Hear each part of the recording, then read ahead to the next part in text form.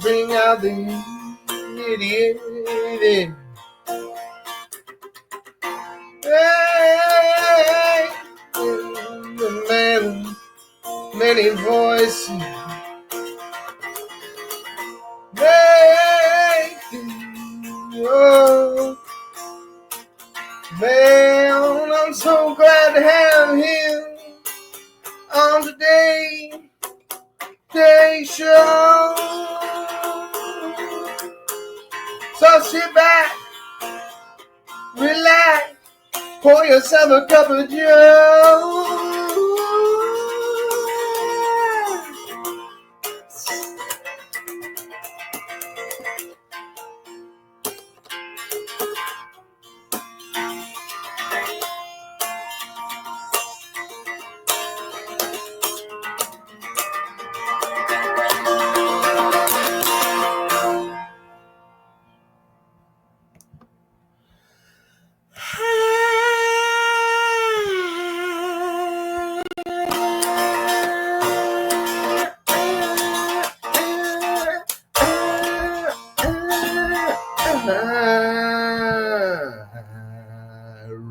Blah, blah, blah, blah, blah, blah, blah, blah. Yeah.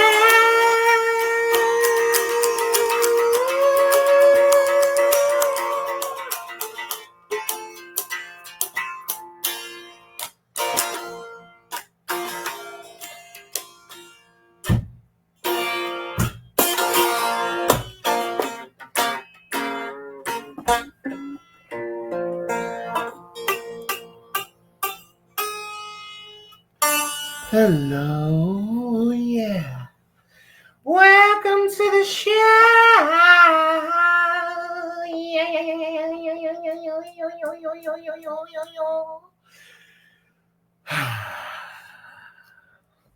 My name is Jolly Joe Jester. And yeah, life is good. Life is grand. Life is beautiful. Life is bland. Life is simple. Life is pure. Life can really be such a chore. But today is not, because we've got a great clown who's coming around to share his sound, his voice, his spirit. Oh, I can't wait for you to hear it. He's coming soon. Yes, it's true. He's coming down off of his throne. Safari wouldn't work. He had to download Chrome. As soon as he's here, he'll join us there. Once we're all near, there's be nothing to be scared about. We're all in this together, no matter the weather. Get your mind into it. You can breathe through it. You can do it. It's time. It's now. It's all around. Welcome to the show. I'm Jolly Joe Jester. Joseph Anthony Davis here up off the top promoting. I will be at the Idiot's Hour on June 18th in New York City. Yeah! And that's actually where I met both Nathan Repasz and the incredible Andrew Steiner, numbers 31 and 32 of the episodes of Joe's Java Jive. And these guys are very special, sweethearts, and truly a frequency all on their own. Nathan, I'm going to butter him up before he gets on here. What a guy. He's really something else. I don't even think he knows how cool he is. But he's incredible. He's a special character. And he's like a whole radio frequency. Yeah, I'm sweaty. It's hot. It's summertime, and I have to shut the AC off for this thing. So what I'm going to try to do, a little window action. Yeah. That's just right. But this thing that I was playing here in the beginning is a cigar box guitar.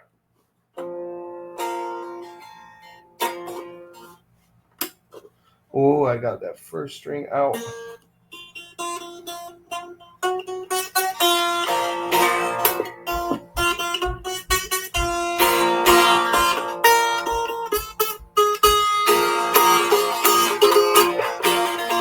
Yeah, you are listening now to Joe's Jive.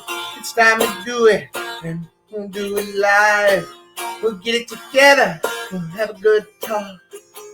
It's so nice, I hope you can walk and listen. Get outside, it's time, everything's right.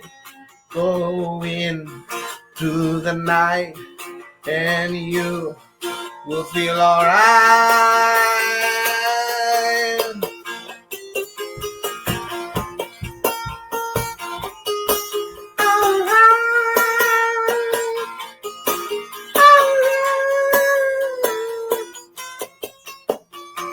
Here we are, June 2025, and we're listening to Joe's Jive. Everything is gonna be alright. We just gotta feel like we can do it. Get out, come on and push through it. It is you, it is me, it is us. You will see, oh yeah.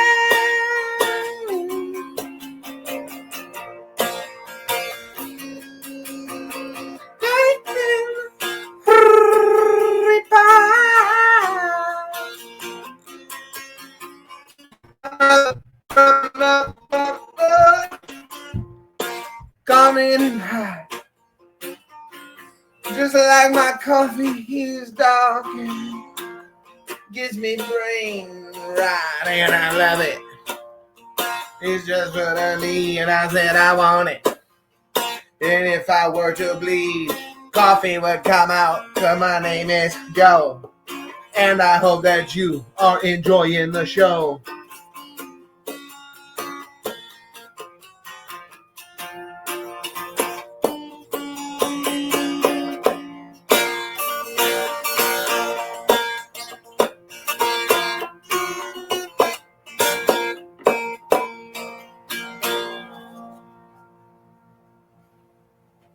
Thank you.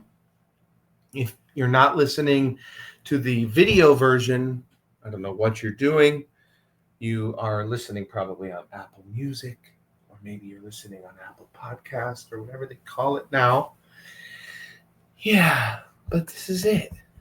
We're getting things done. We're getting it rocking. This can only be described as Kafka-esque. He is writing me in the email, and I am so embarrassed that I'm using this podcast service known as StreamYard. I cover up the logo right here. You'll see a Joe's Jive logo because I haven't really committed to StreamYard yet. Not using Safari. Come on, what are you trying to prove here? Come on. Jeez. Well, you know, this is what we do. He's making a grand entrance. It's all good. It's just what we needed. Let me see what I can do. There he is. Yes. Okay. Yay! You made it. Wow. As I said in my brief email, this could only be described as a Kafka-esque experience. It's incredible that you say that. I was just going through and telling the folks here about the whole interaction. It's in. You're in the zone already. I'm in the mainframe. We're locked. We're in the matrix. We're jiving. We're riding. And you are in your laboratory there, is that right? Well, it's not actually mine. This is sort of a convoluted scenario, but I am at the apartment of a friend who my partner is cat sitting for. Just basically because the location, it's in Williamsburg, and I have a gig in Brooklyn later, and my practice space is in Greenpoint, so I'm just sort of triangulating and not having to go all the way back home. So we're here now. I'm so glad you found an amazing place to be and to dispatch to me here. Thanks for being here on a busy, incredible night, Nathan. Happy so to be here. What do you play instrument wise? What's this gig tonight? This gig I will be playing drums on. And drums are my primary instrument just in terms of professional music life. Yeah. I am playing, the gig is actually pretty exciting. It's my friend and collaborator, Rose Tang, is a survivor of the Tiananmen Square massacre.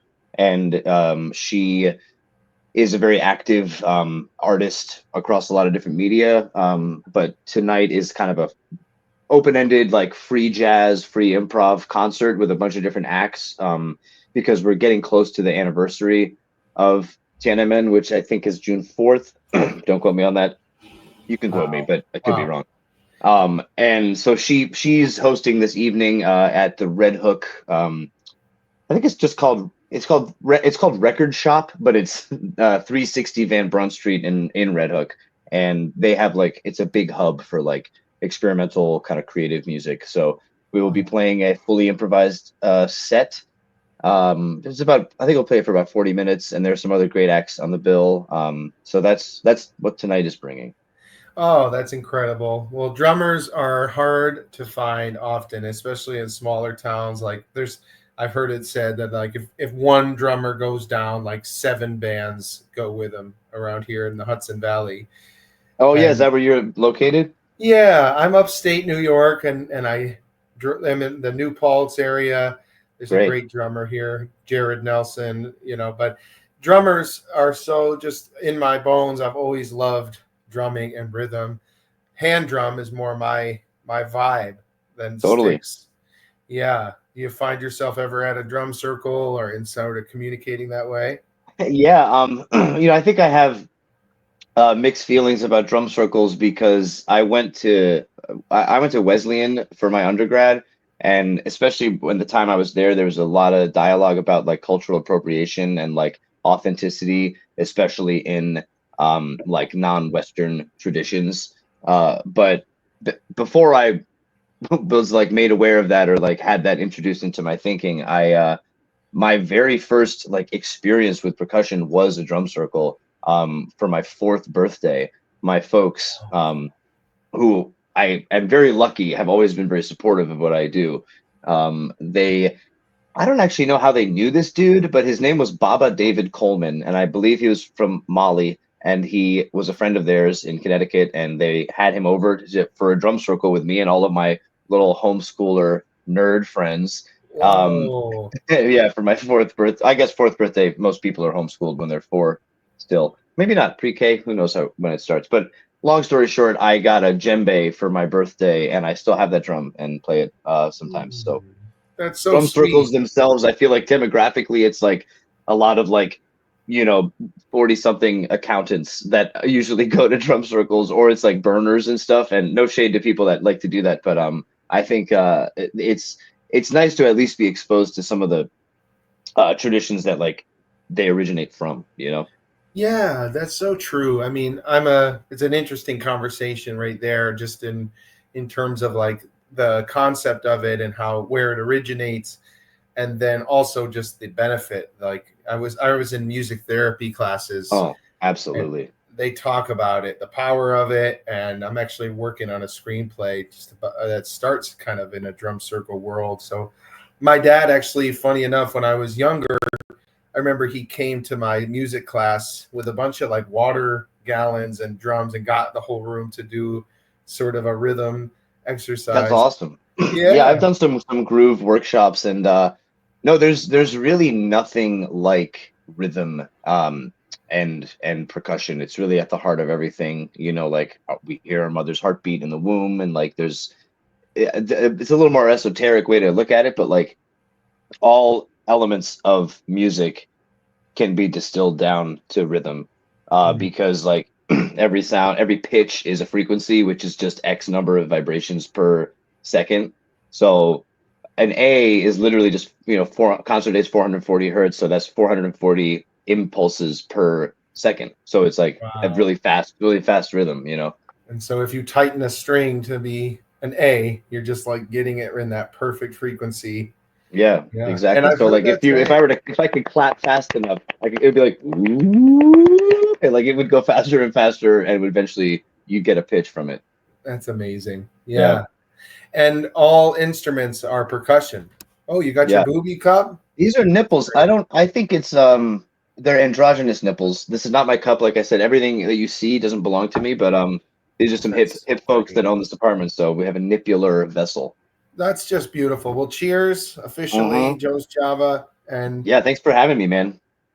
It's so great to have you on here. A man with rhythm in his heart and, you know, also in your mind. And it makes sense that you have a rhythm, mechanical mind like that, because when I saw you do your thing, you really brought us into your own frequency. I said about you before you came on that you're like a walking frequency yourself. I appreciate that. Yeah, I mean, I think that that set at Idiot's Hour that you came to was pretty. I don't know. It was pretty special. Like, I think it's the way that I approach that style of performance is it leaves a lot of room for error, and like sometimes I'm just not on and like not able to kind of access that whatever that sort of space is. But I think that night was kind of special just because it was there, and like the crowd that shows up for the Matthew Silver, the Idiot's Hour, they're always just like so open and like just looking to have a good time. Like I performed at a gala for a relatively prominent improv group, and that was like one of the worst sets I ever did, because I just think I was like, these people like know what they're doing. I felt like self-conscious about it, and for whatever reason, it's like no shade to that group, but it was like this internal struggle. Whereas I think at Matthews, it's just like anything goes. It's a very safe container. But so yeah, I appreciate the kind words, and it always feels good to like do stuff for people that are receptive and like are like trying to get it and are able to, you know. Yeah, that audience is ready to tune in to whatever is going on, no matter how wild and out there and avant-garde. But you particularly put out a strong signal that me and my buddy Dagan, who's been on this podcast, we really discussed and said, wow, that guy, you know, you brought us in vocally in a lot of interesting ways to your rhythm. Sure. Yeah. I mean, I love the extended vocal techniques, you know. Yeah. Give us a little taste of like 5 seconds of what that might be sounding like. Sure. I mean, one of the things I like to do, especially when I have a microphone, is to get up close. Wait, let me see. Yeah. Does this sound closer than before? Yeah. There's probably some audio things on here that are meant to like dampen. I don't know. These are like my little like. Oh, now you're in.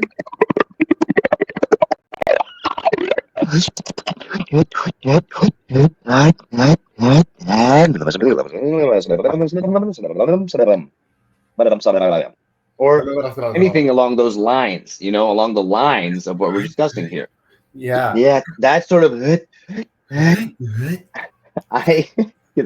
I do a little diversion and tell you the history of that sound in my life? Please. Yes. Other people do that sound, but I at first kind of developed it on. I wish I could remember what fucking drug it was. I could talk about drugs and I could swear and do all these things. Yeah, anything goes. Yeah. In college, I mentioned I went to Wesleyan, forward-thinking institution in many ways. There was a person on campus who had access to the Silk Road, among other more illicit online marketplaces, and he had a lot of research chemicals for sale. And I took it upon myself to sample the wares. And my good buddy Adam and I took. I wish I could remember what it was. I think it was like 4-ACO-DMT or like 4-HOMET, one of these psychedelics, and we had like a entire saga of a day. But one of the things that we started doing was like, we called it like sending out and catching a vibe. So it'd be like, and then, so like the person would send it out with and the other person would go and receive it. Yeah. Try sending one to me. Excellent. Got it. Totally. And so that little like tongue smack, it's a plosive. It's like like a T, but it's like fully reverse. And then I met this friend of mine, Skip Shirey, who's a great composer.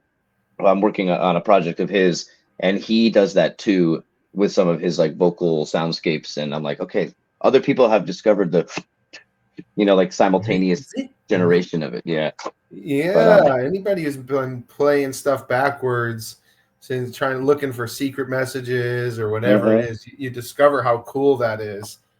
Absolutely. I always laughed at that shit. Like my mom was a radio journalist for a while, and also print journalist, and she would back in the days of tape recorders would record a lot of her interviews, and as like a little baby I would like crack up at the rewinding, you know. Yeah. Like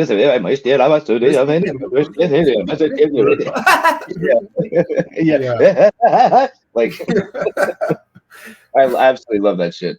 It's so cool. And so you have this kind of a brain where that stuff sticks somewhere, and it seems like you can pretty much spit it back, just like birds can kind of learn things and just repeat them.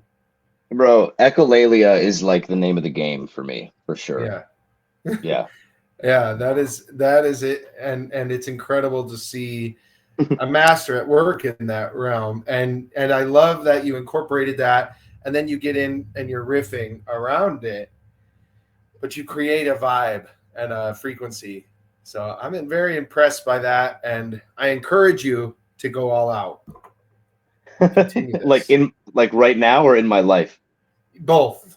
In your life is what I meant first, is that really you've got some comedic chops that, you know, one question my buddy Dagan had that I'll get right off of the way was like, my question for Nathan, he said, how committed to the absurd is he? You know, and how committed are you to that world of being a clown in that way? Yeah, I mean that's a great question. I am certainly committed to it on some level. I think it brings up an interesting and kind of just like difficult balance, right, that we have to strike, because the majority of my, like, I don't have a day job, right? So the majority of my, excuse me, I will be burping, you know. It's the nipple mug, I think. I don't know. But the majority of my waking hours are spent trying to earn enough money to live in New York via gigs and projects. And I have a farmer's market job once a week when it's during the season. So it's very much this freelance kind of patchwork. And anybody who does that in any capacity knows that it just kind of takes up a lot of your bandwidth. Yeah. So for me, opportunities to create experimental theater and get paid to do it are obviously really desirable, but you know, Matthew shares the ticket sales from the door, so I'm lucky to get $30 from Idiot's Hour. And like, it's also, it feels discouraging even to commoditize it in that way, because it is this more pure like impulse, right? But I think for me, like, I am committed to it, but it's always sort of on the back burner in terms of how much time I can devote to it. Yeah, that makes sense, because there's things like when you're a drummer, that's hot commodity. That's a neat, like, people are pretty much every night there's a show, there's someone can call you and say, yo, we need you, Nathan. Yeah, and I'm also a singer. I sing in a church choir. Yeah, I heard that. I saw one of your things. You got a beautiful voice. Thank you. Yeah. I definitely have a lot of imposter syndrome, especially around my singing. Because a lot of the people I sing with, there's a whole scene, you know, professional choir singers in New York, people that studied it. They went to like Westminster Choir College or any of these like more rigorous institutions. And I've kind of like stumbled my way into it. But at this point, I've had a regular church gig since I was probably 20, 21, you know. And I'm 33 now. But that's its own whole world. But yeah, so like those gigs come in, and I am lucky now that I've been in New York for like, you know, 10 years. I am part of like a experimental theater collective performance group called Child, and we did a show last year that was really special and got a lot of good attention. And so there's like, hear more about that. Yeah, of course. I mean, we're on a bit of a hiatus, mainly just because there's like 15 of us or 14, and it's just really hard to make it happen. And but Lisa Fagan, who's a brilliant choreographer, dance theater kind of artist who I've known for a long time, she is kind of the central driving force of that group. And I don't know if you know Hannah Mitchell at all. She is a brilliant clown and collaborator of mine. and she's a member of Child as well. I'm trying to think of other people that you may know, but it's a big selection. There's musicians, there's dancers, there's like a video person, Wow. there's like actors. So we made a show called 1-800-3592-113592. And and that was in the show, that is the some reviewer called it metastatic toll-free number. And that was the like number of this fictional jewelry store in a mall in New Jersey. And the show was kind of a love letter to malls. It had a lot of themes of like surveillance and like decay. There was a whole original score that we wrote as a band. I did an extended improvised guided meditation where I like walked the audience through this decaying mall.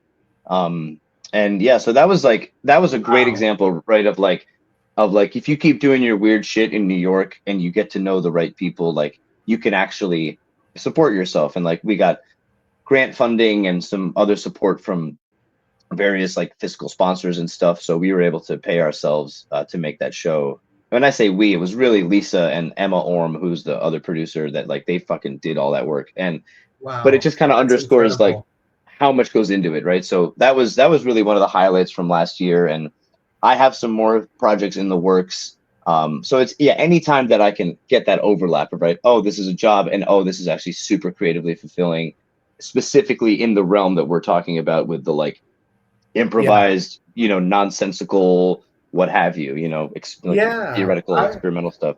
I would say for you, keep beating that drum of the experimental, because even if you just keep putting out funny little videos and sharing your spirit in that way, I think you'll really develop a name for yourself as that as well. You've got the chops, man. So that's my I appreciate it, dude. I really appreciate that.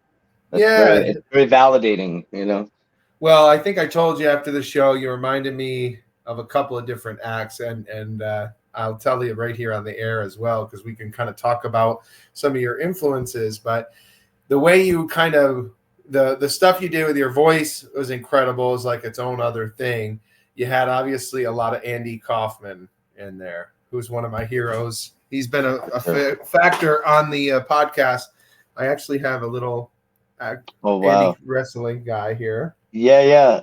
Was that that's not Tony Clifton? Was unrelated. Was he part of the wrestling storyline, or no? He was a jazz singer. He had nothing to do with Andy Kaufman. Not one thing. He had nothing to do with it. Two separate Andy Kaufman, also a very good drummer.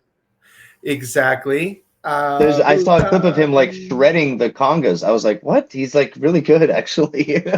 Yeah, well, Andy's really good at meditation, which you just mentioned. I want to hear you lead us in a guided meditation. That does sound like one of your strong suits. Well, the element of it that that really drove it home was that the band was playing these like these droney, almost like frigid, like like really smooth and subtle. And then my friend and collaborator Catherine Brookman, who has a music project called Sullivan, she was manipulating my voice in real time. Wow. So we were kind of improvising together. So like she'd hear me settle into something, or I would do like a little glitch, and then she would like amplify that. She has this little looping module. It was really this? I need what video.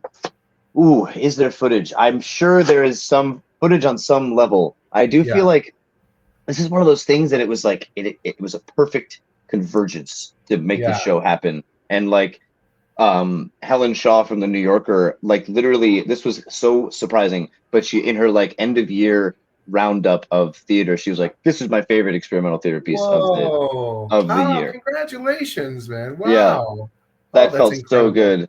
Well, it's just so good to be like, this is exactly the thing that we want to make. And I don't know, people that have some sort of cachet or whose opinions seem to matter like it, That's always nice. Well, and you had beneficiaries and people supporting it. So, I mean, this is a message for everyone listening that if you can support the arts and artists, do it. It changes the whole world. That's what we need more than ever. Yeah, especially now, right, when there's such a massive massive like epidemic of cutting funding for the arts on a federal level. It's really terrifying. Very Grants bleak. are getting pulled out. People are getting thrown in the gutter. So Yeah. if you're in that 1%, make some movies in your life. Get your name in the shiny credits of some theater piece. It's incredible. Be the Medici, right? Like we need patrons. Yeah, that's it. And hey, I got a Patreon here, Happenstancery. Come support, throw $5 my way and support Nathan here. And that's it. But I'm excited to hear about all you do. So you also, the singing in church, before I move on from that, I want to hear about how that experience is and what role church has had in your life. It's a great question. You know, I'm not religious. Like I'm certainly not a Christian. I actually was raised, I kind of basically up until I was 8 years old, I had a fairly unorthodox childhood because I was not only homeschooled, but my parents were members of a Buddhist organization called the Soka Gakkai International, and they basically they met through the organization, and then they left for a variety of complex reasons. But so I kind of grew up not like being like educated as a Buddhist per se, and like it was a specific type of Buddhism, like Nichiren Shoshu, and like we would do like chanting, and we had this like altar called a Gohonzon in our house that had like a scripture fragment from the like Lotus Sutra, I think. But so that was like I kind of grew up hearing my parents like chant every morning, and that was kind of sick. And I'm sure that had some more like primal impact on what I now embrace artistically. Yeah, you just showed me how you were a meditation in the play. Here it is again in your upbringing.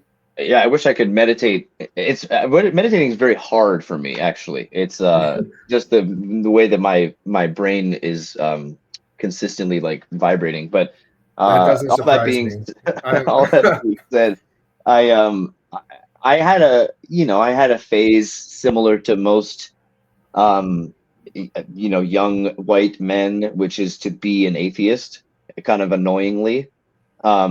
And I read The God Delusion and, Christopher Hitchens, and I was like, this is the shit. This is it. This is the real truth. And like, not that I have fully like, rejected those people and their writings. I just have a much more nuanced view of religion, right? I don't think it's like this universally bad thing. I think ideology in general is just extremely prone to exploitation. And people can use all sorts of belief systems to exert power over other people. So like, I think being in church basically every Sunday, with the exception of over the summer when most church choirs are like off, it's like they're off season, is the summer. But I sing at Marble Collegiate Church on 29th and 5th. We have our concert coming up on June 8th. Yeah, Sunday. The following Sunday after this. So that'll be like our year-end concert. And I'm also, this is crazy, I'm playing drums for the gospel choir at the same concert for a few. Yeah, so it's always nice. I'll be sitting there in my choir robe playing drums. That's amazing. Yeah, so just to put a button on your question, like the church itself doesn't necessarily play a major role, but singing plays a big role, and doing that under the auspices of the church or whatever various churches. It's not like this isn't a Catholic church, but I've sung for Episcopal churches. I've sung for Catholic churches as well. It keeps you sharp musically. It's great. There is something nourishing to your spirit when you are making music, especially with your voice. Excuse me. With a bunch of people. Yeah, in a spiritual setting like that. I mean, I grew up going with my mom to church and finding the singing is the best part. We would sing along and get that spirit and read the book and just, sing your heart out. And to the point in my family, I think even my grandpa, even on my dad's side, where people would look back and be like, who is this guy? Like he's singing with all his might and awesome. Spreading the love. Yeah, it's a joyful noise, right? It's like honestly, regardless of your relationship with like God or the idea of God, there is something so connective and community minded about group singing, and Yeah. it's just very special. Yeah, where else do you see it? Like maybe you're lucky if you go to a Bobby McFerrin show or church, or if Yeah, I mean, I think it depends on if you're, if you seek it out, right? I think yeah. there's a I would say growing movement of are you familiar with shape note singing?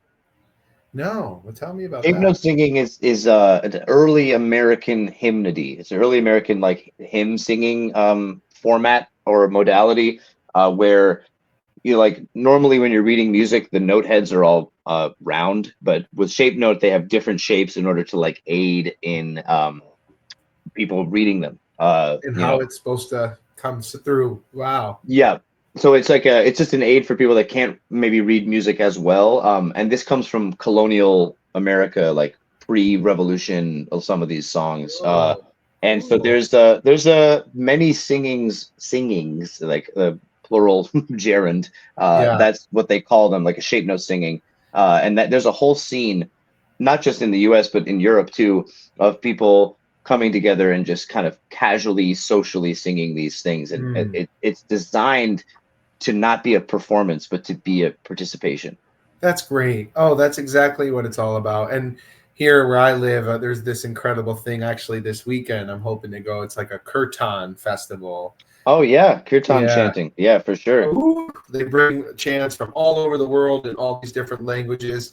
This place called the Rail Trail Cafe, surrounded by woods, and it's a pizza oven. You sit there, eat pizza, and chant. Oh my God. Bro, that's so sick. Yeah, you got to come down sometime. You always have a place upstate if you need a Yeah, break man. from the city. How far is New Paltz? So New Paltz is like an hour and a half trailways, and then I'm a couple towns over in Rosendale, 10 minutes from there. So there's Okay, even a and bus is that stop there. because I was just in Saugerties this past weekend for a wedding. I was right in that neck of the woods. Yeah, that is just one exit past Kingston, up north. So Saugerties is great. I worked on an HBO show there for a year and a half. What show? Pretty Little Liars actually shot there. Wow, I never saw it, but it was definitely in the culture. A lot of people were talking about that show. It was fun. I was the guy there every morning at 5 a.m. greeting everyone during COVID and being like, "Are you sick? Wow, You're not allowed in if you are." Damn. So you would do a lot of work in film and TV? Yes, I do. My first COVID job was actually with Owen Wilson, this movie Paint, where he played like a Carl Nargle, which is like a Bob Ross guy. And I actually got to interview the host of that, the director. Wow. Yeah. Wow. Carl Nargle, man. Yeah. I'm just trying to paint. Man, wow.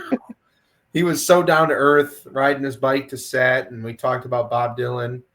And he seems really cool. I always think of that line, "Wow, how'd that affect you with guys?" from Zoolander. I love that. Yeah, I saw that movie in theaters with my dad, and I was definitely too young. But it's indelible childhood memory, That Nathan Repasz, he's so hot right now. Yeah. Yeah. Oh my God, Mugatu. Exactly. I loved Will Ferrell in that. Yeah, a center for ants. And look at Ben Stiller now. Woo, Severance. He's meteoric rise. He got to go to, he filmed Severance around here, and I was lucky to be actually booked as background, and we never even ended up being in front of the camera once. But I got paid to go to the Jersey Severance thing before I even knew what it was, and get in line to get COVID tested, only to show up on set 2 days later and have nothing happen. But I'll never forget, in line, I looked to my right, and in a matter of 4 minutes, we saw Ben Stiller, Christopher Walken, and John Turturro, who's a New Paltz alumni, actually. He went to my college. All in a matter of moments. It was like, whoa! That's incredible. That's incredible. I have you're reminding. Well, there's two things I want to mention. Yes. One is that my connection to New Paltz is that I just spent 3 months on tour with Dirty Dancing in concert, and that takes place in New Paltz area. Yeah, Catskills. Yeah, Kellerman's. It was one of the like sort of Jewish holiday getaway camp sort of thing, like a resort.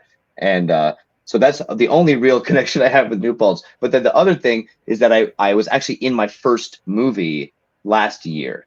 And it should be out soon. It's part of the Tribeca Film Fest. And it was a wild experience. And you obviously have a little more experience with film, TV and stuff. But this was my first.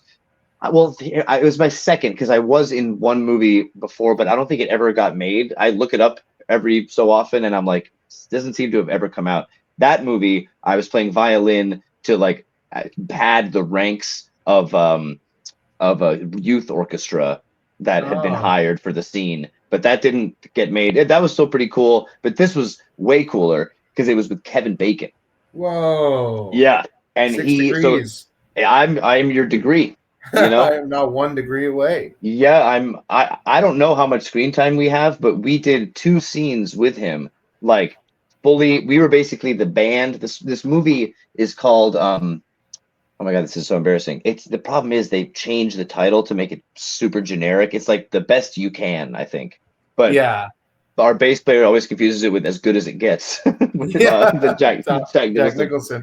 Yeah, but this is the Best You Can, I think is what it's called. But it used to be called Connaissance or Connaissance, which is like a very obscure word that's in like 2 dictionaries that means I think it basically means like simultaneity, like the quality of happening at the same time. Wow. Which is I'm like, that is an infinitely cooler title. That's the word of the day. That's what the writer wanted, and they're like, we'll use it as the pending title so nobody knows. Exactly. And basically we the movie is about Kevin Bacon, who's kind of like a relatively not washed up, but like a guy who like doesn't feel like he ever lived up to his potential. He, I think, works as like a security guard and like handyman, but his real life wife Kira Sedgwick is in it, and Ray Romano is also in it, and so is Judd Hirsch. Oh wow, legend. Absolutely. I never met him. I didn't meet him, but I met Kevin, and also Kira Sedgwick was in the same scene. And basically we are the house band for this like kind of like grimy, punky club in the movie, where he's getting his daughter, who's a singer-songwriter in the film. He's like, he wants to like get her out there and like get her performing and like jumpstart her career. She's like a teenager. And the first scene, we're like playing this crazy punk song that our band leader Fouad, who is a super interesting dude, a young Palestinian guy who wrote a musical called Fouad of Nazareth, which is in development still, but I'm kind of attached to that project. So the band that has played in that project was kind of transitioned into this band for the movie because he somehow had the connection. Amazing. But wow. He wrote that song. We're shredding. It's so funny because like the way it was filmed, like they had to like pan across the heads of the audience, which meant that everybody was sitting down, which you would never do at a punk show. They're all just like in chairs, and we're like, you know. They're still move your bodies, pretend you're standing. Yeah, it was very funny. You gotta cheat it. And then we got to actually, for that scene, Kevin Bacon walks in, and then they like film an interaction between him and the bartender. But then the real treat, which was just so cool, because Kevin Bacon has almost achieved this outsized status, right? He's like a legendary figure. For some reason, it's kind of interesting. Sure. Yeah, but he plays a song with us. So like, he's in a band. He's got like a dad rock sort of outfit called, I think, the Bacon Brothers. And so we're like, we are literally jamming with him. I think it's like a post-credits like Easter egg thing, because like, and we're playing the song that like ostensibly his daughter in the movie wrote, and so she's like singing, and like he's playing the guitar, and I'm like on the drums, like, yeah, you know, like we're having a great time. But it was just, like it was it was really cool, and like very kind of a trial by fire, because I had to start that scene. Like I was the first person to do anything, because I had a click in my ear, but no one else had no one else had in-ear monitors. And he starts the song solo, but he's got to like look to me to like give him the pulse. And I'm sitting there, I'm like, wait, I actually have to like count us off. And I don't even know if they say action, like, do they say action? Like, how do I know when to start? Like, no one told me what to do. So I'll always remember that few days of this whirlwind filming that movie. So, but yeah, I'll be going to see it on June 15th, Father's Day. Oh, this is a perfect time to have this out with all of the cool things you have coming up. Wow. Yeah. That's a lot of pressure to be the opening thing that happens at the scene. Yeah, it really was, and it was just so cool though, because we were extras, right? But we were like kind of the important extras because we're like, yeah. And so he like he was just interacting with us like we're working together because we were. So it was really cool to just like chat with him, and he, you know, he knows how famous he is, so he like offered. He's like, hey, you guys want to take a picture? I was like, I'm so glad I didn't have to ask, you know. Yeah, that's so sweet. What a good guy. What a good guy to do that. Oh man, I love it. So you're having your first of many movies coming out. You're singing with God. You're with yeah. You and God are in a choir together. Oh yeah, my man. Yeah. He's been good to you. He's been good, whether you like it or not. No, back to that. I was also in having that kind of a phase where I said, you know, maybe I don't believe in it after all. And then a few years go by, and I'm in a philosophy of religion class.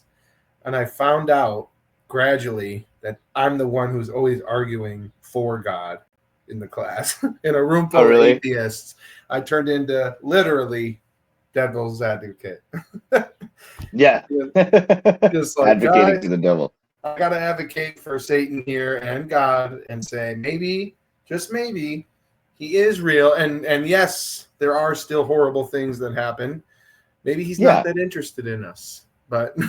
He's out there. I mean, I'm much more inclined to believe that. Like, I definitely don't think any one like dogma has gotten it right, but I think that there's definitely something to be said for this sort of universal human conclusion that there is something, right, or some force. But I think I had the atheist, you know, era phase, but now I'm just much more of an agnostic. I'm like a lot more forgiving of.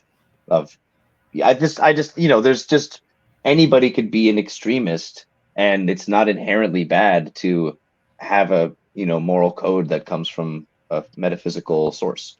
Yeah, it's it. And they're often all saying the same thing, a lot of these, when you really look at them. But I'm interested in the Buddhist perspective, and both you and I someday learning to slow down like you do when you're on stage. You know, how does that feeling compare? Is that sort of a meditation for you when you're in front of everyone? 100%. And that's why I love improvising, because I always kind of default to this quote by a composer named George Lewis, who is fairly old now, but he's still active in New York. He was like a pioneering composer. He did a lot of stuff with computers and like electronic experimental music. But he, in this lecture, he just talks about how improvisation, like normally if you are playing or hearing any given piece of music, there is like X number of like hours or days or months of composition, the process of composition that went into that.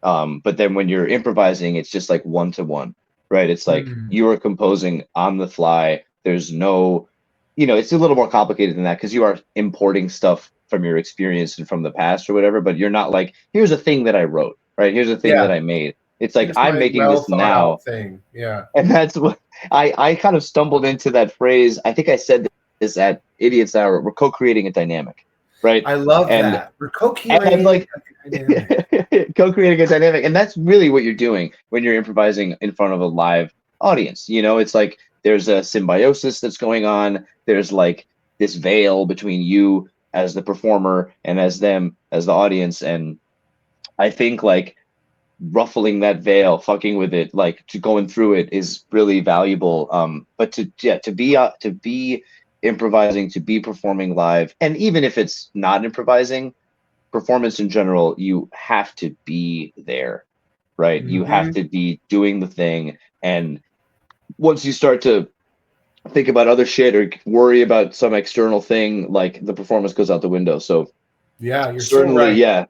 Certainly for me, it's like it's a major therapeutic and meditative tool, without a doubt. I love it. And it really brings us in and to you and to your soul and to your mind in a way where if your head is kind of like digging in your notes or you're reading from your book, it's kind of like you're not really here with us. So I'm often more pleased when I get off a stage if I had one or two or three ideas, but if I was in the moment and really spontaneity, spontaneity is key for me. Absolutely. And community, I think there's so many forces in the world that benefit from the fragmentation of humanity, right? And performance is a great way to counteract those forces. And I think being like, because we are all in this together, and like there are so many just horrifying things that are happening, right? At any given time, there's this relentless march of capitalism. There's genocides occurring, constantly. And there's people that are exercising power over others for a variety of reasons. And it is kind of radical politically to like bring people in and be like, hey, like I'm leveling with you. Like, yes, the spotlight is on me right now, but like, let's hold up a mirror. And like, that's what art to me is. It's a mirror for people, I love that. Yeah. I'll be your mirror, like that Velvet Underground song. Yeah, or the Justin Timberlake song. Let my mirror. Whoa, mirror saying me. Yeah. I couldn't get anything up. Whoa. Great one. Anyone else inside of me. We sang that in my college a cappella group. Nice. What was that called? So the group was called Slender James, which I think was a pun on Slim Jim ultimately. But it was, I started the group with two of my friends our freshman year, which would have been 2010, 2011, probably spring is when we got around to making it. But it was, at the time it was all male or all male identifying, but I don't think it was all cis male for the time that I was there, but they still exist, which is sick. The group still exists, and they just call themselves a low voice a cappella group now. Just moving with the times as our understanding of gender gets to a broader scope. So that was a really meaningful project in college, was forming that group and just like getting more used to ensemble singing. Yeah, I love that, and I'm so inspired by you because I'm just such a big believer of that. I love doing choirs and stuff when I was younger. I want to get into it more and more. And it's awesome. Starting a group that continues to this day, that's what it's all about, bringing community, bringing people together. And they still do I founded this group with one of my like deep friends, Simon is his name. And he and I share a really similar sense of humor, love of nonsense and bizarre lexicon. And we had this entire vocabulary world culture, for lack of a better term, within the group, and they still have all that same weird shit. It's like evolved a little bit, but I'm trying to. It doesn't even make sense to fully go into it, but like just words like there was this idea called a DOYCE, DOYCE, which was like a cosmic universral event that unites humanity. It's like a DOYCE. It's like a DOYCE, a cosmic DOYCE, yeah. And I followed them. I follow the group. They have an Instagram now, and they called their year-end concert like the final DOYCE. I was like, they're still doing it, Oh man, that's great. These seeds you planted, they come back every year. You never know what's going to come out of it. And well, there was a vacuum, right? I mean, there was one all-male a cappella group at Wesleyan, but they were like Whiffenpoofs coded, right? They were like very traditional, collegiate, like preppy sort of vibes. And I mean, great dudes, but like they weren't loosey-goosey, having a fun time in the same way. But like, we need a weirdo group. That's it. That's it. That's what I'm always trying to say. Well, I did a similar thing in COVID. I lost my mom, Vicky Sue, in 2020. Oh, I'm so sorry, man. The one I would sing with and drag me to church. I love her so much. And it was right around May of 2020. So a couple months later, I'm dealing with grief. I'm feeling the loss. I gained an angel, as I like to say. She was a very spiritual influence on me, like a shamaness kind of mom. And I thought, how am I going to give back to the community? And just like you described, Hudson Valley has a great Hudson Valley Improv, which is like a school where you can go through the courses.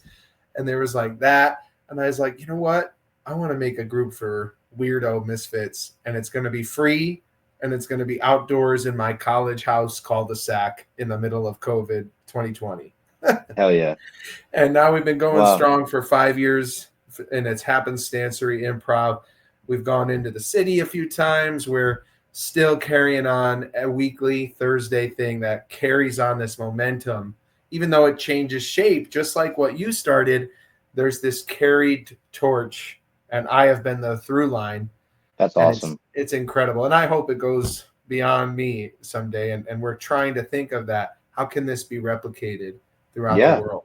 Yeah. I'm sure you're an open-hearted individual who is earnestly trying, right, and doing. And I think that is what matters most. That's Like what you don't it have an is. ulterior motive. It's a very pure motive. And I think that people see that, right? And Yeah. I'm so sorry that you lost your mom. That's especially during COVID. My cousin, I lost my cousin during COVID as well. And it was a very challenging time. And it was a time, like I said before, of like fragmentation, right? It's like we were forced to be separate from each other. And I think that we as a culture are still feeling the repercussions of that.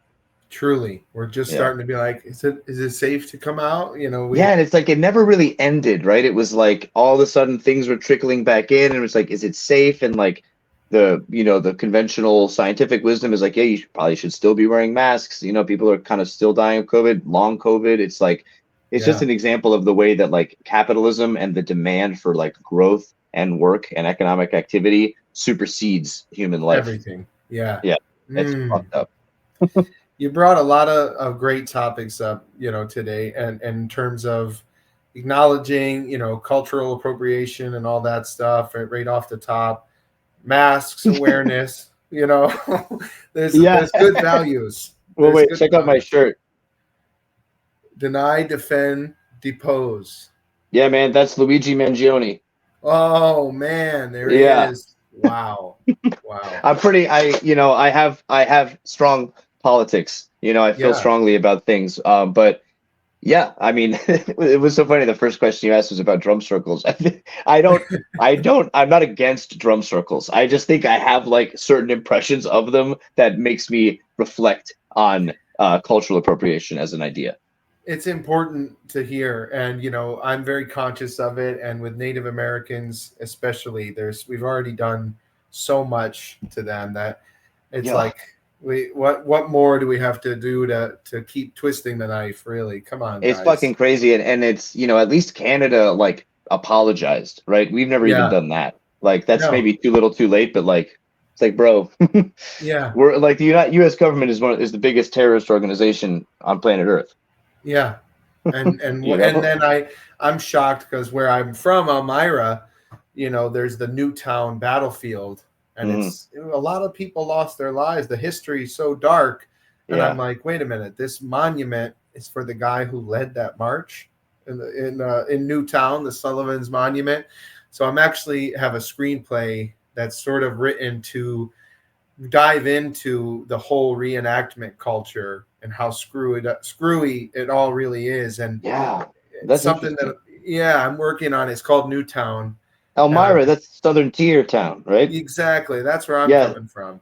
I was born in Connecticut, but then shortly after my parents left the Buddhist organization, they got divorced, and I moved my primary residence with my mom. Like I moved with her to Erie, PA. So I would drive back and forth often, because my dad still lived in Connecticut and I was in Erie with my mom and stepdad.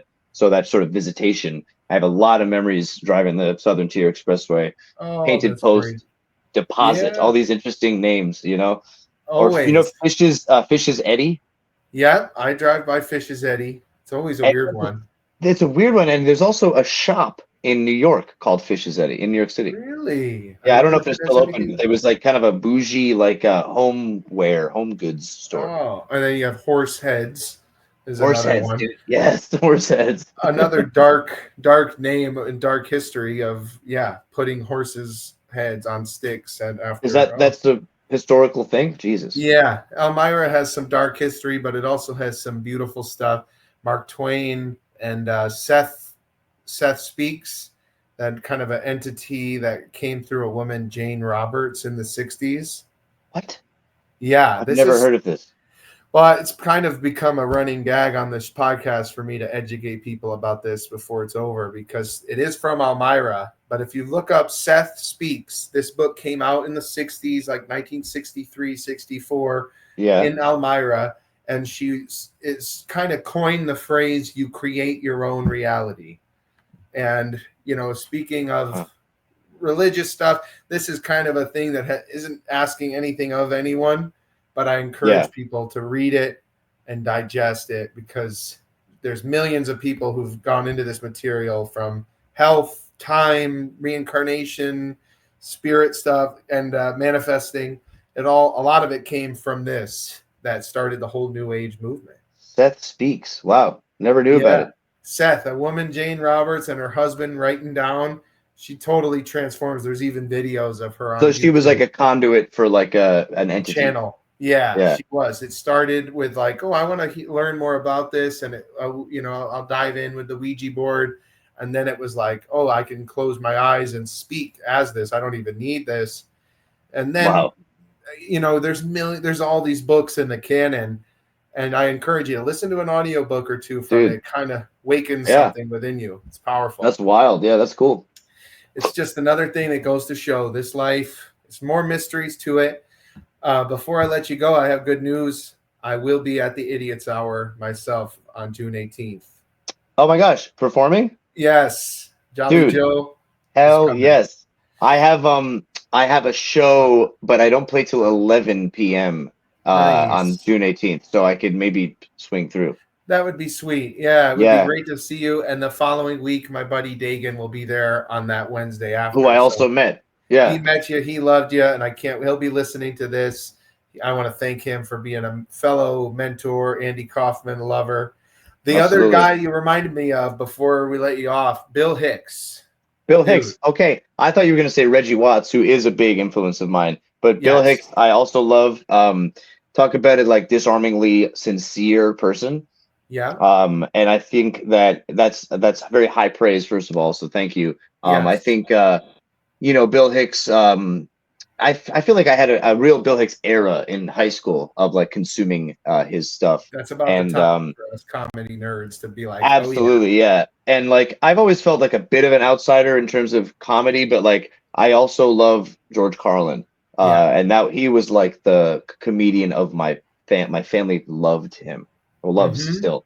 But I was thinking I do want to give it when you talked about dogma and how when people start grouping up. That's his big thing, is that, and he really saw through the bullshit. Like he was brought up Catholic, and he was scathing, right? He was not afraid to aim high with his critiques, which I think him is and really Hicks important. both, punch up and use your voice for good, Nathan, because you'll get us listening, because you got us laughing off the bat, man. You don't have to do much. We love you, dude. I appreciate that, and if you can package something that is insightful or sincere or just genuinely connective in an absurd framing, then to me that's my goal. Well, you did it. You started talking about reality right in the middle, and it was this beautiful thing where I felt like this guy's connected. I felt you already knew Seth, because you were pretty much getting us into this vibe.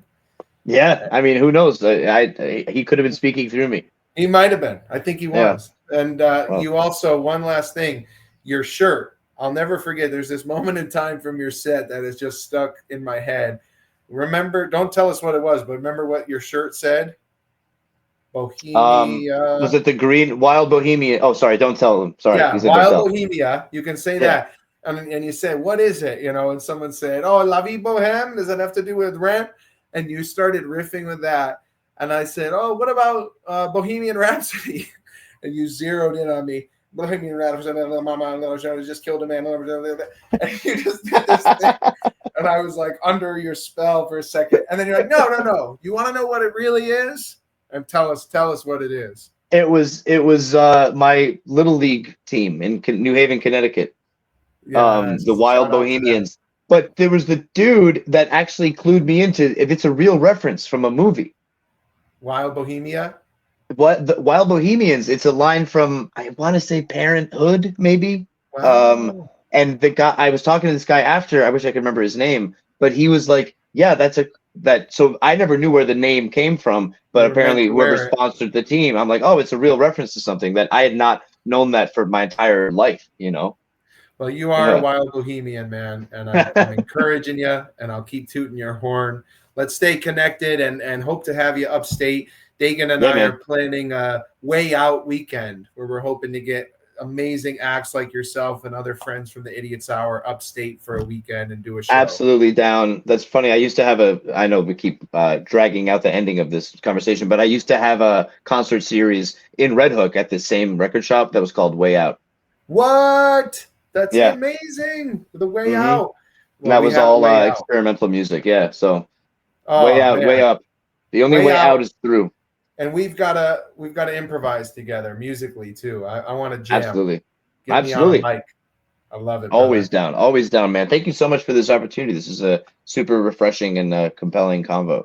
Amazing. Nathan Repasz, check him out everywhere. And the One True Goiter on Instagram. Yes, the number one, the One True Goiter.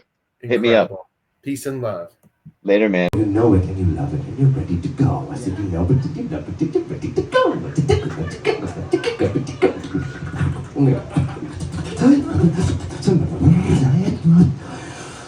Okay, we've gotten that out of the way, all right? I see you. I'm sorry to ignore you guys. Sorry, what? I'm sorry, what? I'm sorry, what? See, okay, so when I go, you go, play the song. All right, ready? 1, 2, 3, 4.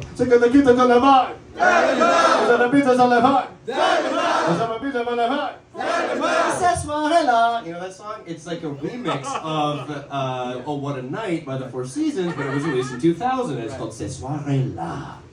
And it is French. But I don't know French, okay? I know fake French. Some of us here do as well. I've met you at various symposia and conferences. There's a lot of thinkers here, right? A lot of thinkers in the audience. A little prop work, okay? That's what we're doing. And it's good because it's called life, and it's called leaning, and it's called physical symbiosis of the performer and the performee. That's who you are? The audience, the performee. You're being performed at, or to, or on, or about.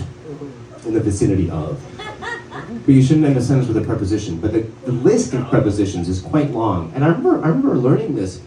Aboard, about, above, according to, across, after, against, along, among, around, at, because of, beneath, beside, besides, and the list goes on. And I don't know if that's an exhaustive list. I feel like there are others, like betwixt, or what is akimbo? Anybody know? I know it's like Kimberly Akimbo. You're doing that, and you pointed at 2 fingers. This is like splayed. It's like spread eagle, akimbo, limbs akimbo. Okay, that's good. No, I get it. I like it. I'm with it. I do it. I've done it. Okay, stop.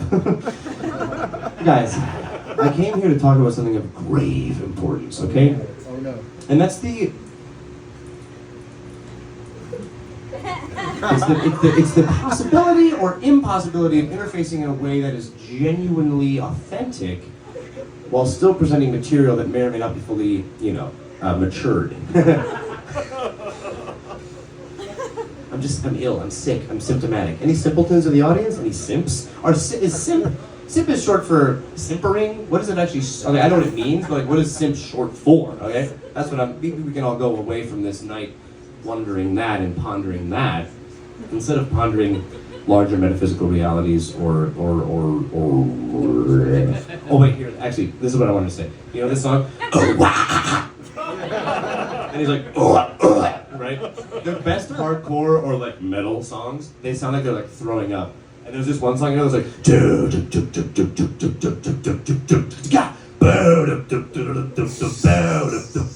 if you know the song, just sing like,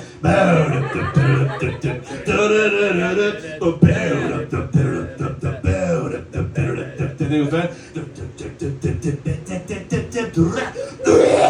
and it's just like that, but it's fucking sick, honestly. Look, if you ask me, no one's asked me though. No one's, we just come up here and we just perform. And we just give of ourselves. And nobody asks us if we've heard in a song. So I'm asking you, right? It's important to just interface, right? We're here. We're co-creating a dynamic, right? Right. No, but there was something. There was something once. Something we all shared and perceived. Yeah. And it's real. Yeah. Maybe it's not real. But reality is just a mutually agreed upon consensus of perception, really, right? Right. Just like they talk about time being the what? I know ASMR is big right now, but quite frankly, like too many mouth noises kind of gets my goat. You know? Hey. So I went to Iceland several years ago, and it was fun. And I got these socks there. They Reykjavik on them. Yeah, it's yellow. I'm not an anarcho-capitalist, though. Okay, so they got the yellow and black going. So, but no, we're here, right? Okay, everybody's still here. If you're still here, go. Very good crowd. Very good crowd. Very good crowd. Even though the attrition rate is mildly high, but it's a long show, and honestly, people are just like doing their thing. So, I just want to end.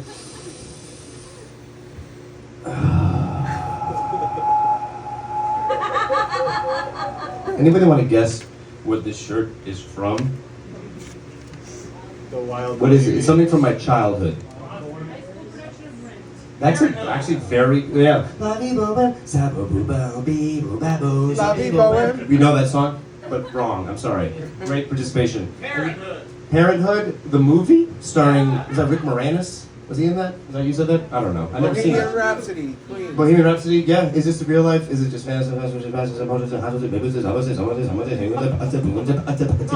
It was my fucking youth baseball team, okay?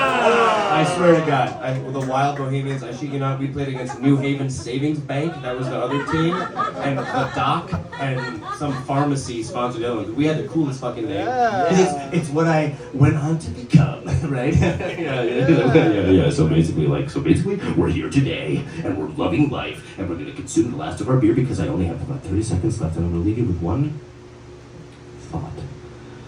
Fear not. And think not. Just exist. Just be a human being. Be a human being. You know, attorneys general, humans, being. Okay? Guys, this is Idiot's Hour, okay? So let's just get serious for a second. My name's Nathan Repasz. Thank you very much for having me. Enjoy yourself. That's all we can do.